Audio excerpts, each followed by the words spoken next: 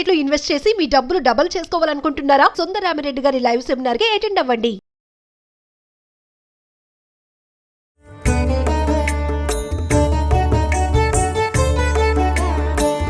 नमस्तेस्तु महामाये श्रीपीठे सुरपूजिते शङ्खचक्रगदाहस्ते महालक्ष्मी नमोऽस्तुते।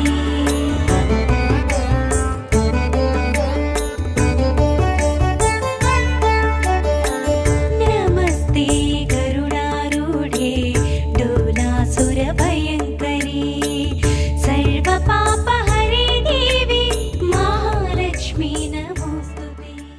నమస్తే రమ్మగారు. నమస్తే జయ. దసరా నవరాత్రుల్లో భాగంగా మనం అమ్మవారికి పెట్టే రకరకాల నైవేద్యాలను చూపిస్తా ఉన్నాం. ఈ రోజు ఏం చేస్తున్నామండి? పులిహోర చేద్దాము. ఓకే. హరిద్రాన్నైక రసిక అని చెప్తారు అమ్మవారికి. పసుపచ్చటి అన్నము ప్రీతి. ఈ పసుపచ్చ అన్నాల్లో చింతపండు పులిహోర చేసుకోవచ్చు, నిమ్మకాయ పులిహోర చేయొచ్చు, మామిడికాయ పులిహోర చేయొచ్చు, మీకు చేతొస్తే ఉసిరికాయ చేసుకోవచ్చు. ఓకే. ఏదైనా సరే పసుపు కలిపిన అన్నం. మామూలుగా కూడా ఈ పసుపు అన్నము అన్ని విశేషాలకి, మనం నలుగురిని భోజనానికి పిలిచాము, ఒక పూజ చేస్తున్నాము అనగానే అక్కడ పెద్ద పూజ అది పెద్దగా చేస్తాం కదా. ఈ పెద్ద పూజ విశేషంగా ప్రాణప్రతిష్ఠ అవి చేసిన చోట ఈ శాంతిగా ఉంటుందని తప్పనిసరిగా పసుపచ్చటి పులిహోరని నివేదన చేస్తాం. ఓకే. దేవాలయాల్లో కూడా స్వామివారికి మనకి అన్ని చోట్ల మనకు అదే కనపడుతుంది కదా. ఎలా చేతొస్తే అట్లా చేసుకోవచ్చు. మనం ఏది వెసులుబాటుగా ఉంటే అది. అవకాశం ఉంటే చక్కగా చింతపండు పులిహోర చేసుకోండి. అదైతే ఏంటంటే పొద్దున సాయంత్రం రేపొద్దున టిఫిన్ తినడానికి కూడా ఉపయోగపడుతుంది. మామిడికాయ నిమ్మకాయ అయితే సాయంత్రానికి చప్పగా అయిపోతే రుచి తగ్గిపోతుంది. ప్రసాదము అనగానే ముందు దేవుడికి, తర్వాత మన పొట్ట పూజే కదా. ఇలా ఆలోచించండి, ఎలా కుదిరితే అట్లా. స్టవ్ వెలిగిద్దాం చేయ. ముందుగానే అన్నం వండి పక్కన పెట్టాము. మీరు పులిహోర కోసమే అన్నం వండేటట్టయితే పులిహోర పెట్టే బియ్యంలో ఒక గ్లాస్ బియ్యం కడిగి పెట్టారనుకోండి, ఒక చిన్న స్పూను పసుపు, ఒక నేతి బొట్టు నూనె బొట్టు వేయండి. వేస్తే ఏమవుతుందంటే పసుపు రంగు ఈవెన్గా స్ప్రెడ్ అయ్యి చక్కగా అన్నం పసుపు పచ్చగా విరవిరలాడుతూ వండుకోవాలి. అన్నం వండి పక్కన పెట్టడం.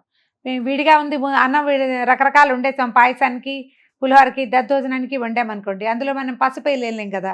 ఇలా తీసి పక్కన పెడతాం. తిరగమాతలోనే మనం పసుపు వేసుకోవాలి. అన్నం వేడిగా ఉంటే దాని మీద ఓ అంత కరివేపాకు దూసి వేసి ఒక స్పూన్ నూనె కనుక వేసి అటు ఇటు కలిపితే అన్నం చక్క విడివిడిలాడుతూ వస్తుంది. కరివేపాకు వాసన అన్నానికి పడుతుంది. మనం చల్లబడింది కాబట్టి నేను ఆ మాట చేయట్లేదు, కానీ మీరు చేసుకోవచ్చు అట్లా. వండగానే ముందు కరివేపాకు చల్లేసేయాలి. దాని మీద ఓ స్పూన్ నూనె వేసి పైకి కిందకి దిపాలి. పచ్చివాసన వస్తుంది, అన్నం పాడవుతుంది లాంటి ఆలోచనలో ఉండద్దు. పచ్చివాసన రాదు, అన్నం పాడవదు. అవును. ఓ 2 స్పూన్ల నూనె వేస్తాను. పులిహోరకి పల్లి నూనె కానీ లేదా నువ్వుల నూనె కూడా చాలా బాగుంటుంది. పప్పు నూనె అంటాం కదా, అది బాగుంటుంది. కొంచెం ఎక్కువే పడుతుంది కదండి నూనె, వేస్తేనే బాగుంటుంది. అవును. చాలా కొద్దిగా మెంతులు కాసిని, పావు స్పూన్లో సగం అనుకోండి అంతే. కొంచెం వేగనివ్వండి. మెంతులు వేగిన వాసన ఈ నూనెకి రుచి. ఓకే. కొంచెం స్లోగా వేగుతాయి. మెంతులు ఎర్రబడ్డాయి కదా. ఎర్రబడ్డాక ఒక స్పూన్ ఆవాలు, కొంచెం కాదు కొంచెం ఎక్కువ ఆవాలు కనపడాలి మనకి పులిహోరలో. దాని పులిహోరకు అందం ఆవాలే. ఇదిగో ఒక స్పూను ఆవాలు చిటపటలాడంగానే ఓ 2 స్పూన్ల పల్లీలు, ఓ స్పూను శనగపప్పు, ఒక స్పూను మినప్పప్పు, ఎండుమిర్చి కూడా వేసేద్దాము. ఎండుమిర్చి నల్లబడితే ఎక్కువ రుచిగా ఉంటుంది. అవునవును.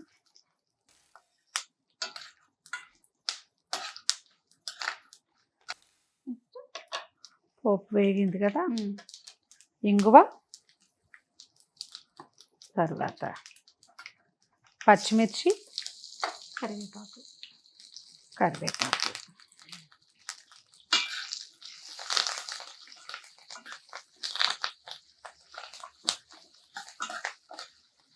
మామూలుగా మనకి ఈ అనంతపురం నుంచి అటు తమిళనాడు కర్ణాటక వైపుకి పులిహోరలో పులిహోర పొడిని వేసుకుంటారు.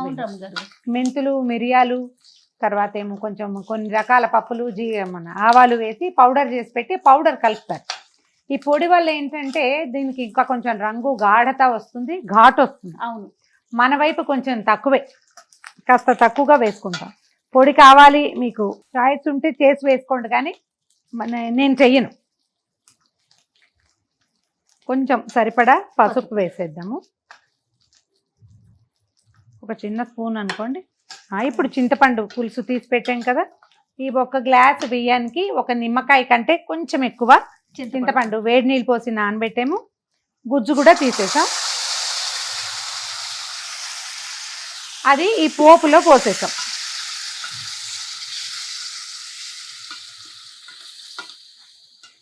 దీంట్లో ఒక చిన్న ఇంత బెల్లం ముక్క వేస్తే బాగుంటుంది చింతపండు పులిహోరలో. నిమ్మకాయకి, మామిడికాయకి, ఉసిరికాయలకి వాటికి అక్కర్లా. అవును, చింతపండుకి మాత్రం దీని యొక్క కొంత ఏమంటారు వాతగుణం ఉంది, అది పోగొట్టడానికి మనం బెల్లం వేసాం. తీయగా కాదు, ఇంతే ముక్క వేస్తే బాగుంటుంది. సరిపడా ఉప్పు వేసేసేయ దీంట్లో. మీ లెక్కకి చెప్తానండి, మీరు టాటా సాల్ట్ కానీ అన్నపూర్ణ అలాంటివి ఏమైనా పౌడర్ సాల్ట్స్ వేస్తే ఒక గ్లాస్ బియ్యము ఒక నిమ్మకాయ ఇంత చింతపండుకి 1.5 స్పూన్ పడుతుంది. కావాలంటే చూసి వేసుకోండి, అంతకంటే పట్టదు. రాళ్ళ ఉప్పు వేసేటట్టయితే ఈ మాత్రం ఉప్పు వేయాలి, ఇంత నిండాలన్నమాట. కానీ ఇదే నెయ్యి అమ్మగారు కొంచెం ఈజీగా కరుగుతుంది. రాళ్ళ ఉప్పు కరగడం కొంచెం టైం పడుతుంది. చూడు, నువ్వు విడిగా ఉడకబెట్టక్కర్లా, ఇలా ఈ నూనె మెరుపు వచ్చేయాలన్నమాట. మనము ఇది మూకుడు వేడిగా ఉంది, తాలింపు అంతా వేగి నూనె వేడిగా ఉండటం వల్ల చింతపండు 2 నిమిషాల్లో వచ్చేస్తుంది. ఇది ఒక దెబ్బకి అయిపోతుంది. చూడండి, మనం వేరే గిన్నెతో చింతపండు పెట్టుకునే బదులు ఒకటే గ్లాస్ అయితే ఇలా చేసుకోవచ్చు. మనం ఎక్కువ క్వాంటిటీ చేసేటప్పుడు పులిహార పటపటలాడాలి, పులిహార పోపు అంటే. అందుకని పోపు ముందు వేసేసి అప్పుడు చింతపండు ఉడకబెడతాం. ఇది మరి ఒక్క గ్లాసే కదా, అందుకని ఇలా చేసేసాం. ఇది ఈజీ మెథడ్ అన్నమాట. టైం కూడా మనకి టైం కూడా కలిసి వస్తుంది. వచ్చేసింది దగ్గరకు వచ్చేస్తుంది. నూనె బయటకు వదిలేస్తా, నూనె వదిలేస్తే చాలు. నూనె వదిలిన కొందికి దీని నిలవ ఉండే గుణం పెరుగుతుంది అనమాట. అన్నాన్ని పాడు కానివ్వదు. 2 రోజులు చక్కగా, ఇవాళ పొద్దున రాత్రి రేపొద్దున వరకు చక్కగా ఉంటుంది. ప్రయాణాల్లో ఎక్కడికైనా వెళ్ళేటప్పుడు కూడా ఇగో ఇది చూడండి, అంచులు వెంబడి ఎట్లా వచ్చేస్తుందో నూనె. ఓకే, ఆపేద్దాం స్టవ్. అన్నంలో పోసేద్దాం చింతపులుసుని. మామూలుగా నేనేం చేస్తానంటే జయ, అంటే నా మెథడ్స్లో ఇది ఒకటి అనమాట. అంతా తుడిచేసేయను, ఈ మాత్రం చింతపండు పులుసుని పక్కకు పెట్టి ఒక చెంచా వదిలేస్తాను అందులో. ఎందుకో చెప్తా తర్వాత.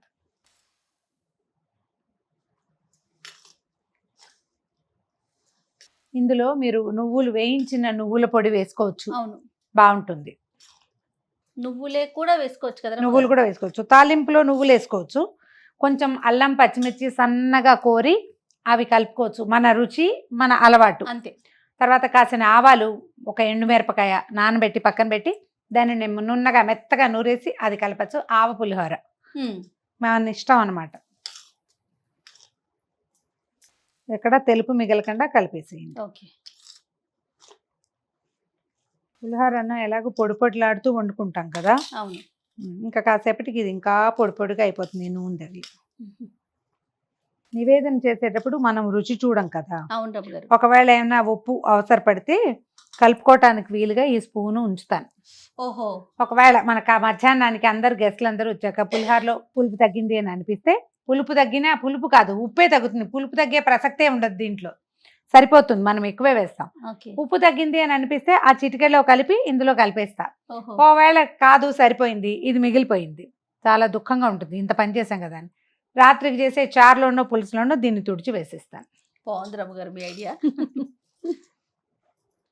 ఇంటింటికి ఒక చిట్కా ఉంటుంది జయ, ఖచ్చితంగా. ఎవరి తెలివితేటలు వాళ్ళవి, మా తెలివి ఇలా వాడతాం అన్నమాట. ఓకే, అయిపోయింది. ఇంకొక చిన్న మాట చెప్తా జయ, మనం ఈ వర్షాకాలం, శీతాకాలం చేయి పెట్టి చక్కగా 4 పక్కల దేవేసిన అన్నం బాగుంటుంది.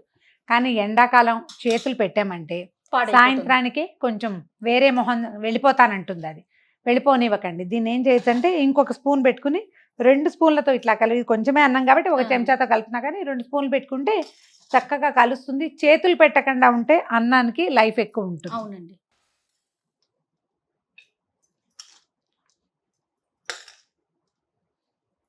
కమ్మగా ఘుమఘుమలాడే చింతపండు పులిహోర. చింతపండు పులిహోర. రైట్. సో మరి ప్రేక్షకులందరికీ మరొకసారి దసరా శుభాకాంక్షలు.